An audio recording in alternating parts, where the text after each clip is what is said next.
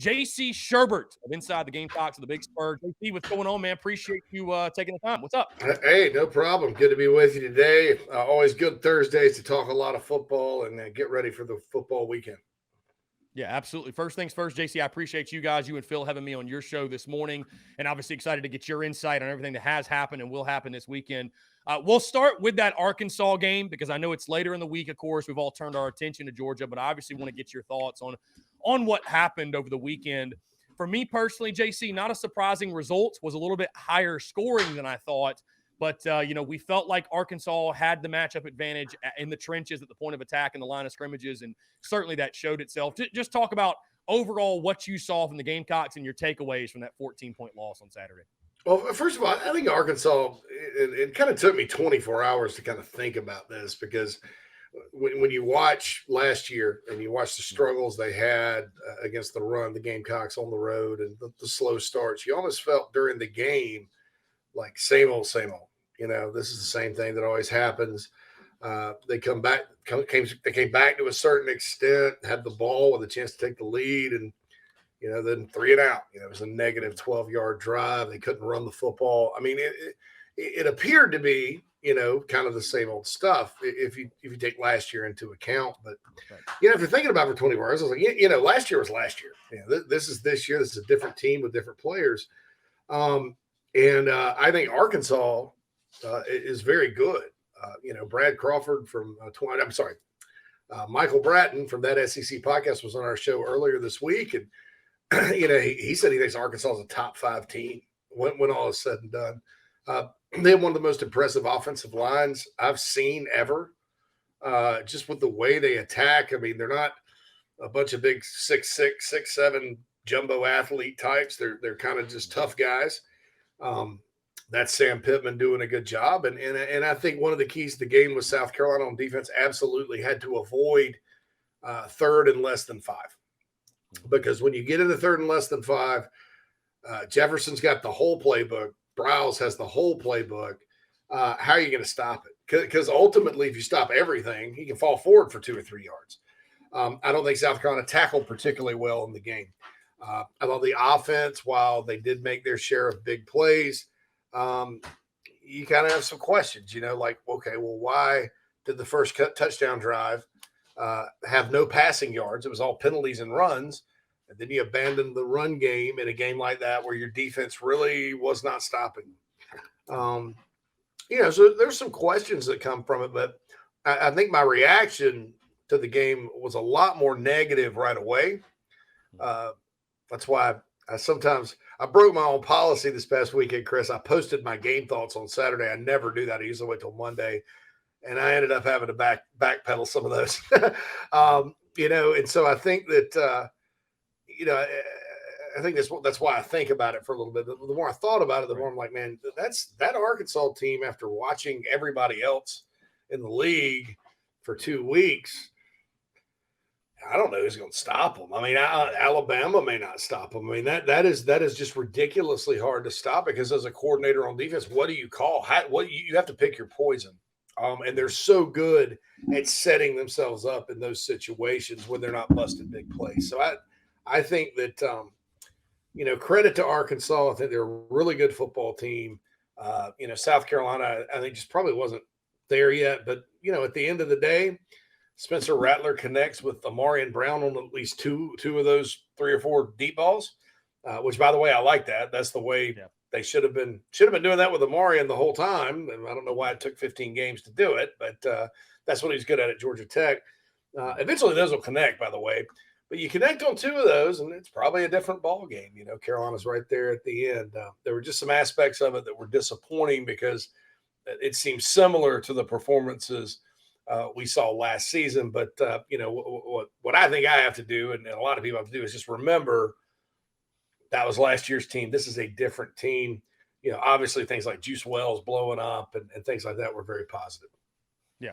And you mentioned the Arkansas Razorbacks. I think it is important to tip your cap to them and give them their credit. I think that's one of the best teams South Carolina will play this year. I mean, Arkansas, there's a reason they were picked to win double-digit games by a lot of folks, and we saw it for sure on Saturday. Now, JC, a lot of the topic of conversation this week has been about the offensive identity, and that's something Marcus Satterfield has been asked about a lot. I wanted to get your take on his thoughts yesterday or what he said. And I want to pull up the exact quote here because obviously I don't want to paraphrase because I thought it was really interesting what he had to say. He said, quote, "We're going to do whatever it takes to move the ball and score touchdowns. What would I like my identity to be? I'd love to be in 12 or 13 personnel, huddle up, run about 58 plays per game, rush for 275 yards, and throw for about 220.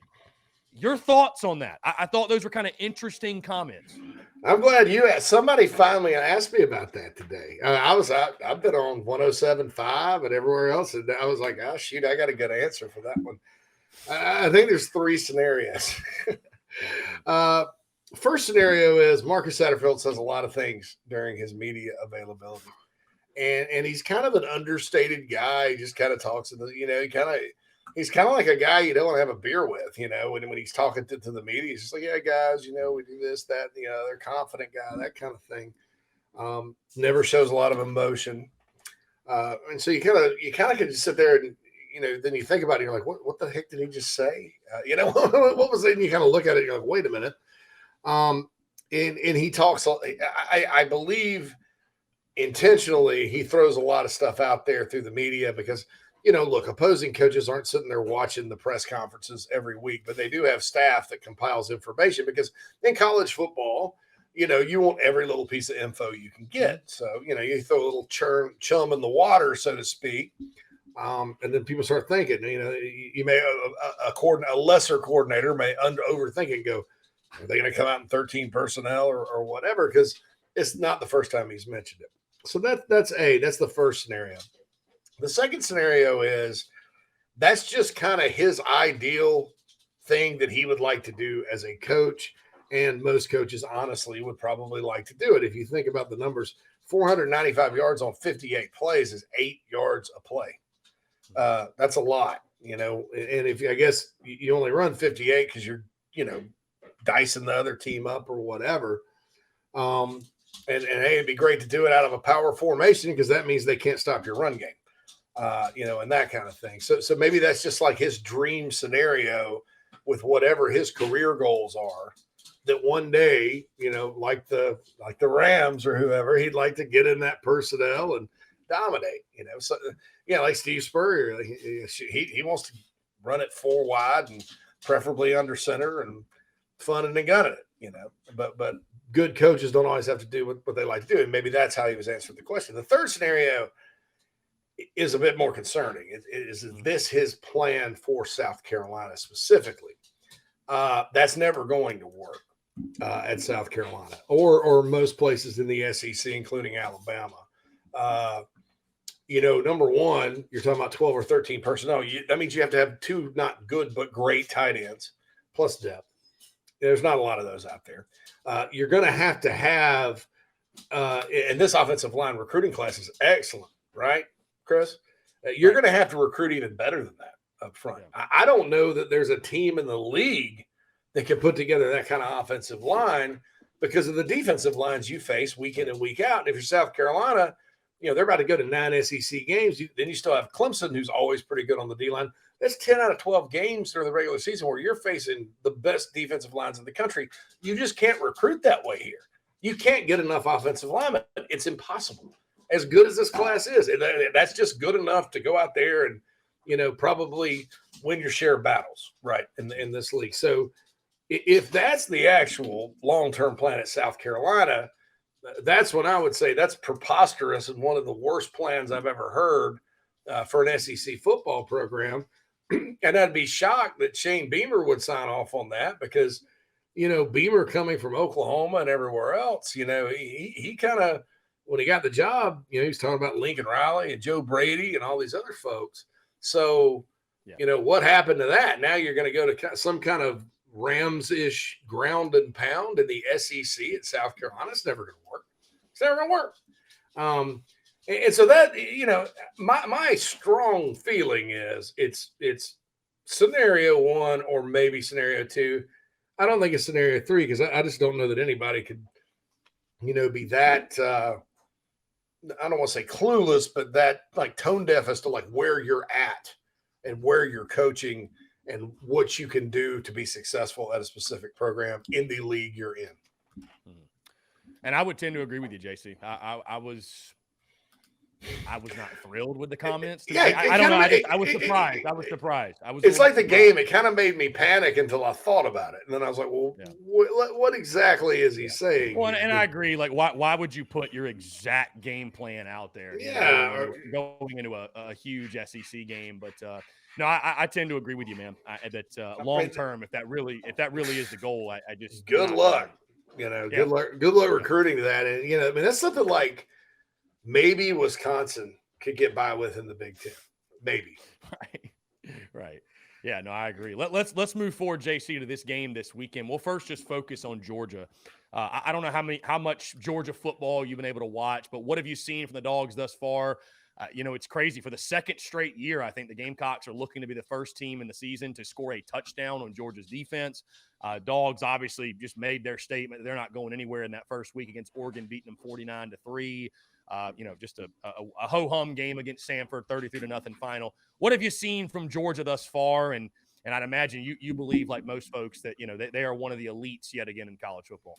Yeah, certainly off to a good start with that. I mean, people can question how good Oregon is. I don't know how good Oregon's ultimately going to be, but it's not like they beat them 38-21, something like that. They slaughtered them 49-3 in a kickoff game. And then the Samford game. I am extremely impressed, and I have been for about 2 years now with Todd Monken, their offensive coordinator.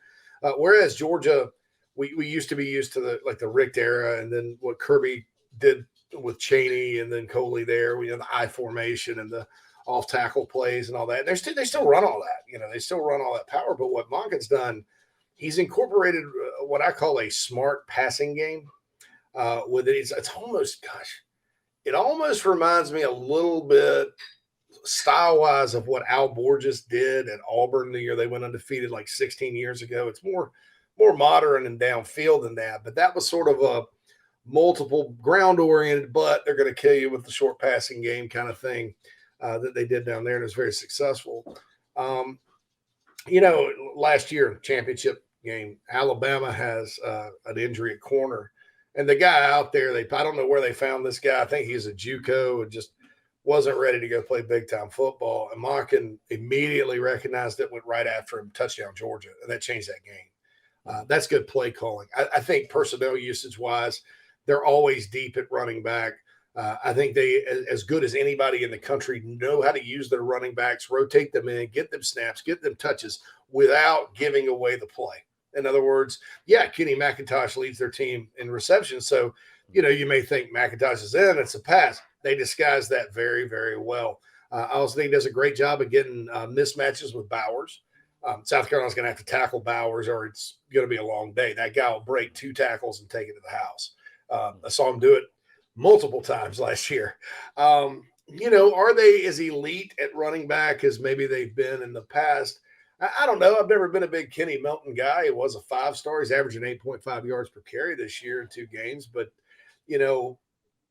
will he hurt Carolina? I mean, is he a guy that you go, my gosh, like Nick Chubb, where you go, man, you got to stop him and Michelle? I don't know about that. Good, though. Kenny Melton. And then I mentioned McIntosh, very good player. Running back. They're big on the offensive line. Mentioned the tight end room's really good. And then Stetson Bennett kind of puts it all together. Now he's not going to fall forward for 2 or 3 yards like KJ and run over you or break a lot of tackles, but he is crafty in the backfield. Honestly, I was trying to think of who he reminds me of.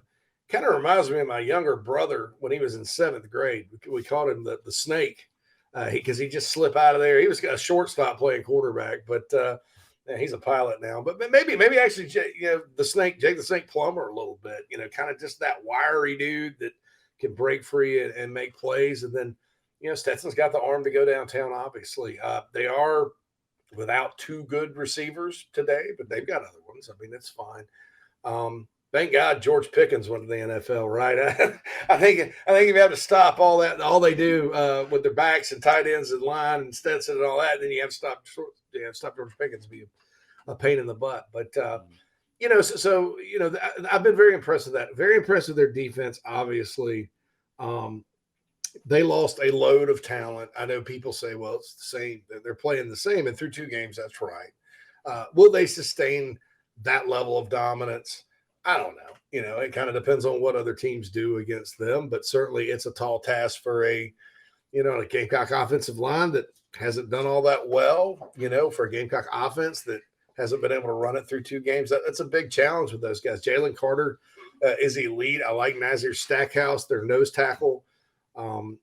Obviously they've got some guys at linebacker in the secondary. You've got Ringo, who's like 6'8" or whatever.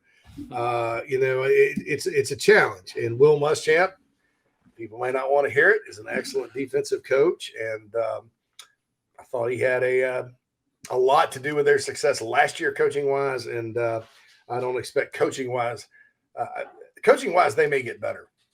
I'll just say that on defense this year. Now, JC, when you talk about that matchup, the Gamecocks defense first, trying to slow down the Georgia attack, we already knew it was going to be tough.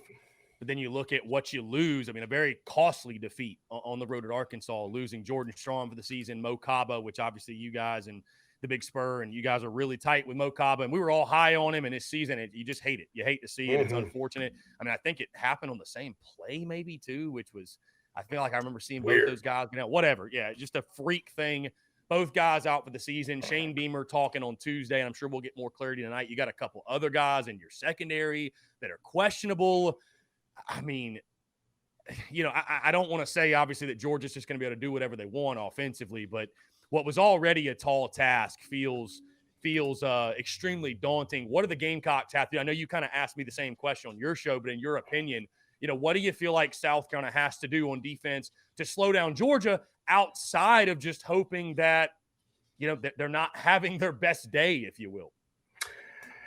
I think it's sort of assignment football meets creativity in the front. How about that? I think that you have to come after Bennett a little bit. You have to disrupt his rhythm. You have to affect the passer, right? But you also have to make sure that you're not gambling a whole lot because they will make you pay. And they can make you pay in a lot of ways. They can go downtown. They can throw it to Bowers on a little hitch and he'll break a tackle and go. They can throw it out to their back and kind of go against your tide of coverage. I think South Carolina needs to put everything in front of them. My question is this: if you're the Gamecocks, are you going to play Cam Smith this week? Or are you going to leave him at nickel and let Rush and Dial, or you move Dial up there?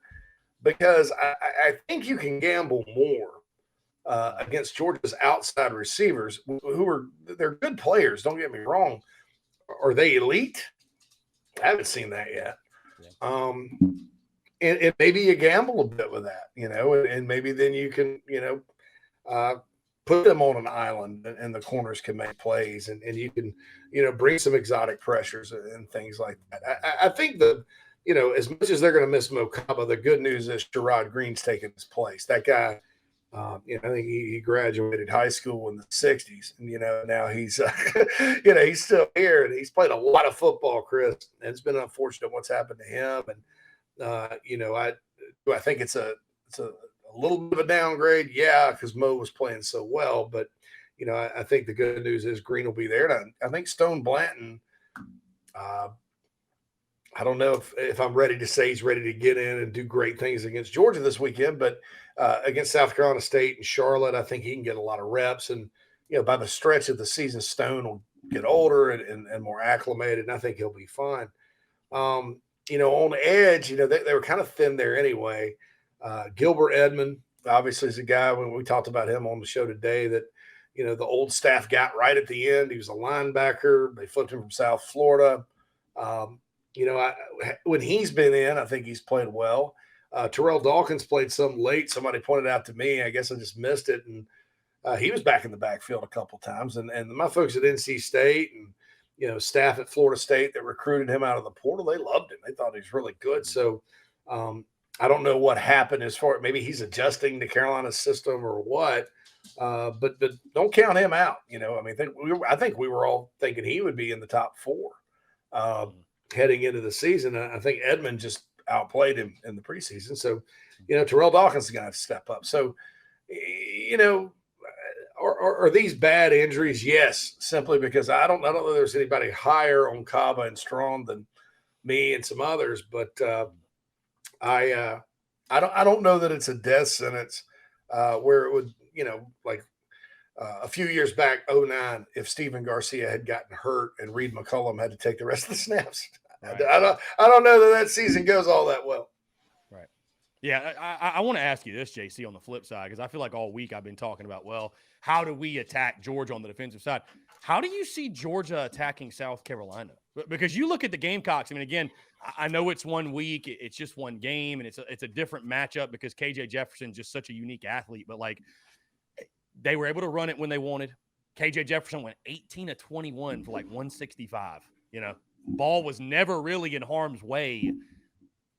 I don't want to be overly pessimistic in the sense of like, I just don't know. Like, it almost feels like Georgia can just pick and choose what they want to do. Like it's up to them. You know what I mean? Like, how do you see, Stetson Bennett, for example, I know it's the gambling side of things, but his prop play over under passing yards is 294.5. And to me, that feels so insane. But it's like, is Georgia just that good? I mean, are they going to be? Yeah, I think it's crazy. But it's like, are they just that good? Are they going to be able to expose South on a secondary? What are you expecting from the Dogs, I guess, offensively? Do you think it's going to be that ground and pound, or are they going to let Stetson Bennett go for his third straight 300-yard or more game? I think anytime you play on the road and you're the favorite, a heavy favorite, you don't want to get too cute right away. But I do think you want to deliver a knockout blow. It's almost like a Tyson fight, back in the day where he would, sit there, punch, dance, block, blah, blah, blah. Then all of a sudden out of nowhere, boom. And Mark Richt's good Georgia teams used to do this. They'd line up, run you to death. And once they got to about the third first down around the 40, you could count on play action over the top for the dagger, right? Yeah. Now, is it going to look like that? Are they going to get in the eye and do that and then play action over the top? I don't know. I don't know exactly how it looks schematically, but I kind of expect them to come out and try to establish the run against the Gamecocks. And but I also think they will be quick to adjust. They're not going to be stubborn. I mean, they'll be quick to adjust if the Gamecocks are doing things like loading the box, daring them to throw, that kind of thing. They have no problem throwing it. And they have no problem changing the play at the line. I mean, this is not a rock throwing contest style Georgia offense like we've seen over the years. This is a pretty dynamic, modern system that fits what Georgia does and what their personnel is annually. So I think what they'll do is come out, try to get the run going. But if Carolina sells out to do it, then they're going to try to make Carolina pay and put points on the board. Now, offensively, JC, again, the challenge exists there. Georgia defense that has not allowed a touchdown all season long. You had some encouraging signs, I thought, in the passing game last week. Antoine Wells blows up for his big game. Like you mentioned, I loved them going down the field to Amarian Brown. I agree with you. That's exactly how they should be using him and utilize his speed. I still am of the belief that Josh Vann is at some point going to come into form and be himself. Jaheim Bell's got to be a factor this week. I think too, and we talked to your show earlier, to come in this week and think that, well, this is the week we're going to figure it out, running the football. And I know they had success in pockets against Arkansas, to be fair, but all in all, again, I don't know that it's realistic to expect that all of a sudden the running game's going to click and it's going to look like the 2010 Gamecocks out there with Marcus Lattimore. Just talk about what you're expecting to see, especially like you mentioned, JC, even if it is a smoke screen and it's chum in the water, as you mentioned. It'll be very interesting to see what the offense looks like after the comments that Marcus Satterfield made this week. Yeah, no doubt. I think if you're Georgia, you're coming into this game, you're looking at the Arkansas tape, you're looking at the Georgia State tape, you're probably like, shoot, we can get pressure with 3. And when you can get pressure with 3, it's a long, long day for an opposing offense. Considering how well Will Muschamp and Kirby Smart and those guys disguise their coverages. It's that's going to be a big challenge for Spencer Rattler. So I think I think there'll be a little bit of a chess match, and early on. I think Georgia's going to go out there and think, all right, we can get pressure with 3 here. If they decide to throw, especially on early downs, we'll kind of dare them to run a little bit. And in that case, you got to take it. I thought against Arkansas, one of the big issues I had with the offense was that there was a light box a lot of times. And kind of since Carolina ran all these RPOs when McClendon was here and Jake Bentley was the quarterback or whatever, you kind of get used to seeing it. I mean, what the deal is, quarterback counts the box. If it's below this number, they run it. If it's above this number, they throw it. And South Carolina had, the opportunity from Arkansas to do this, but Barry Odom was very, very good about, selectively blitzing and things like that. And they did get pressure with 3. Georgia probably feels like they can get pressure with 3 or 4. And if they can do that, I think that's what they'll do. I don't think Muschamp and Kirby and those guys, they're not exotic blitzers and, overly send the house kind of guys. Yeah, they sort of do it selectively like Nick Saban and those guys and count on their personnel. So, I don't see them like loading up and, sending 7 after Rattler because that's a gamble, because Rattler could obviously hurt you. And I think South Carolina's perimeter players like Wells and Brooks and Van and those guys, Bell, hopefully, I think they can hurt you downfield too. And I think they know that. So that's going to be the first thing I expect out of Georgia's defense is like how vanilla can we play this and still get after them, be aggressive and shut them down, especially in the passing game. And then their run defense is just all about fits and blocking and, all that good stuff. So I think that's going to be a mono challenge for the Gamecocks offense trying to run against those guys. I'll say this too, that defense does have holes. That whole system, the Muschamp, Kirby, Saban system, it's complex. It's very assignment oriented. They'll bust from time to time. If you can get time to throw it, they'll bust from time to time if you have a good run play on when they're thinking pass. So scheme-wise, it's not this impenetrable force kind of thing. It's their talent that makes it work. And then a lot of times their experience because they're guys, I mean, I think they have a walk-on starting at safety still. It's because he knows the system. I mean, it's not the easiest thing to learn for a defender. So, Oregon obviously, I don't think realized that, but if Carolina can, there could be some opportunities. Yeah. And I think too, JC, you bring up the point of Oregon and everybody went in that game talking about Bo Nix. And I mean, the game is much bigger than one player, but I think if anything, what I see, and I'm not going to sit here and act like I watched the entire Georgia-Oregon game, but Gamecocks need good quarterback play on Saturday. I mean, this is a huge opportunity, in my opinion, for Spencer Rattler beyond just his Gamecocks career, but for the future and showing NFL scouts the type of player that he is. It's a big game for 7 and on a national spotlight, going up against the number 1 team in the country. Again, I think it's a big time opportunity for him to showcase his skill sets. And I think it would go a long way, if he's able to play well, keep South Carolina in the game. Maybe people start to look at Rattler and say, there's the guy we saw at Oklahoma in 2020.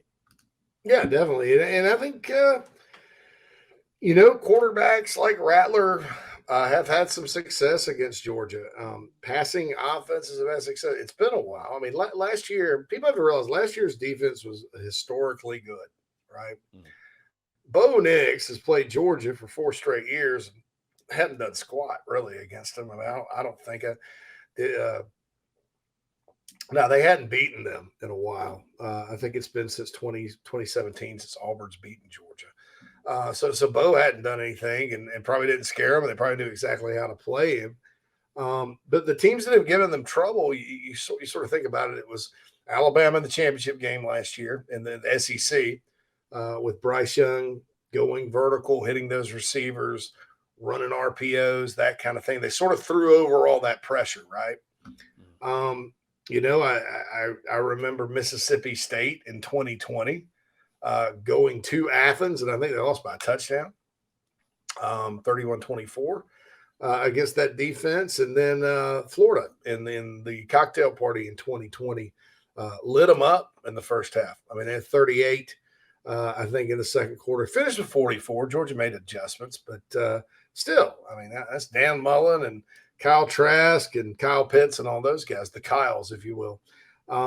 All of those teams go vertical down the field. So I think even with all the talk about establishing the run and all that, I think the reason you want to run the ball, and you can do it sneakily if you want, is that you don't want to go three and out, and gas your defense, right? Because if you gas your defense against Georgia, they're going to beat the tar out of you. You know, you need to stay on the field. But at the same time, you know, the teams that have had success against this team, you know, last 3 years have all been able to throw it and have an efficient passing game. So, you know, it kind of puts you in conflict a little bit and really makes it an interesting storyline as to exactly what South Carolina will do to try to attack Georgia this weekend. What I hope they don't do is go out and try to run it up the middle 3 times just to prove that they're going to try to run it. And you have a bunch of 3 and outs anyway, and it doesn't matter. And you got Spencer Rattler and Juice Wells sitting there, you know, blocking and handing it off.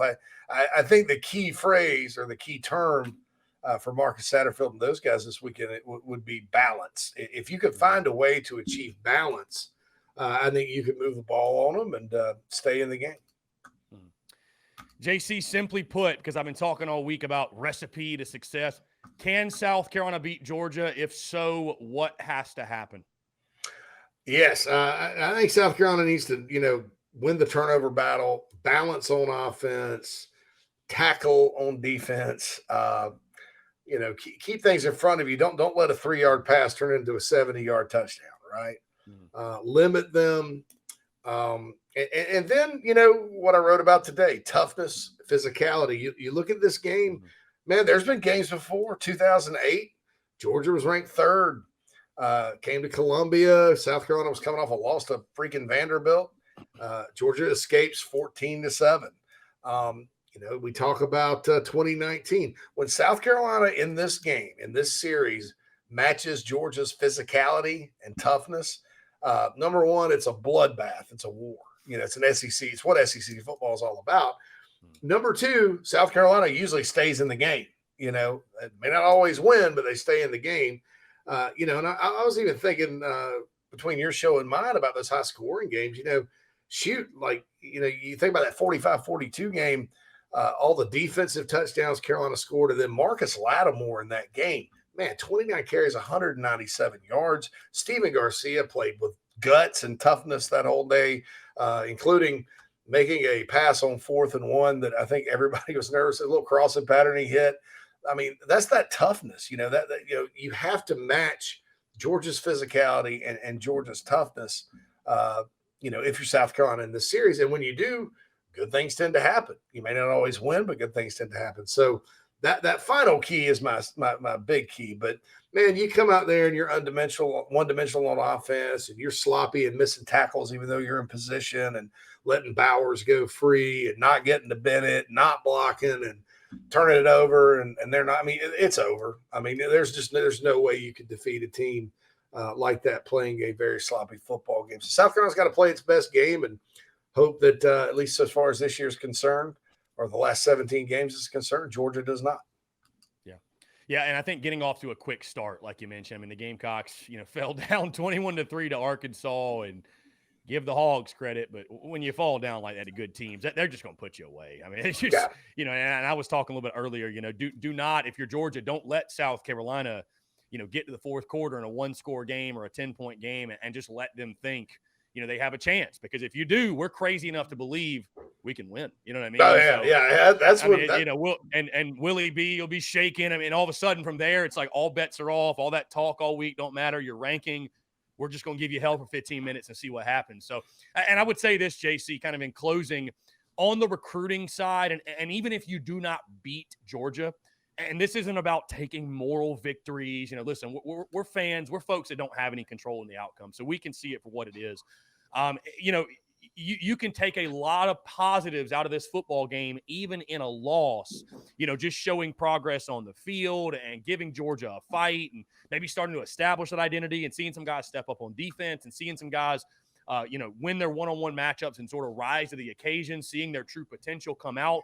And that's obviously going to, help this fan base, help this program, but also help you on the recruiting side, because you got some really big dudes in the building on Saturday. It's headlined by Nicholas Shurburtt. But just talk about that, the impact of it, because I think a lot of fans, they wonder how much impact do wins and losses and overall record have on recruiting a guy like Nick Shurburtt. I don't think a ton, but obviously, JC, we both agree, the more progress you can show and the better off and being on that positive trajectory, it's only going to help your program on the recruiting front. Absolutely. And recruits aren't fans. Half of them, they're not sitting in the game, standing up, and most of them aren't standing up cheering on third down and stuff, unless it's like a really good game and stuff. They don't live and die with every play. They're evaluating the atmosphere, the stadium, the coaches, the girls that are there. The parents are wondering about academics, especially, official visits, which Harbor's on. And so, the best thing the fans can do about recruiting, and look, you can't ask people to stay in their seat if you're getting blown out. It's 90 degrees, right? But the best thing the fans can do is create a great atmosphere. And look, they're down on the field pregame. They're either in a box or eating or something during the game.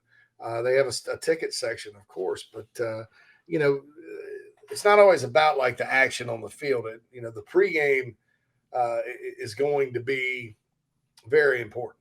If you want to make an impression on Nick Shurburtt, and that's kind of what's been a little bit tough for both staffs. The former staff and this staff, really since 2016, is the Gamecocks just, for whatever reason, were not getting those crowds like they had against Georgia State. And then of course the pandemic hit or whatever, and it got even worse. But now, Gamecock Nation seems to be back and engaged. It's the second straight sellout.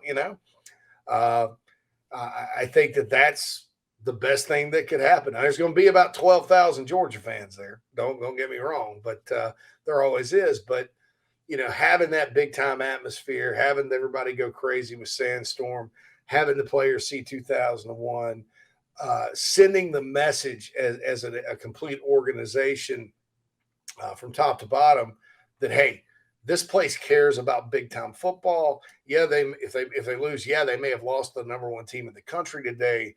But what the selling point there is, we need folks like you to where next time number one comes in here, they go down, or we go into another stadium and get this type of atmosphere because we're ranked number one. That's the message you have to send. I'd be a lot more worried about it had the crowd been a little light, and maybe this was game 8 and everybody was dooming and glooming. But I think they'll be fine. I think they'll definitely be fine recruiting wise this weekend. Yeah. JC Shurburtt of Inside the Gamecocks, the Big Spur, of course. We can check out all their work. JC, it's always a pleasure chat with you, my friend. I appreciate you doing this. Thank you for having me on your show. I apologize for the technical difficulties. I don't know. It's sometimes technology again just has a mind of its own, but we make it rock either way. So and Exactly. again, your hair looks fantastic. I saw some comments, people saying, "Where's JC's hair?" In case those missed it, you obviously said that once we lost, it was X-nay with the hair, and there it goes. So, there it goes. I think the buzz cut looks good on you. Yeah, it looks pretty good. Yeah, hey, don't worry about those technical difficulties, man. Some of the best segments on our show. Like we had Michael Flynn on last week, and his camera kept falling off of his thing, and that was one of the best segments we ever had. Your segment today absolutely kicked it. So sometimes those technical difficulties make a good segment anyway. Yeah, for sure. JC, I appreciate it, man. We'll see what happens on Saturday, and obviously we'll break it all down next week, my friend. Hey, thank you. Thanks, Chris. Be good, man. Yeah, man. We'll talk soon.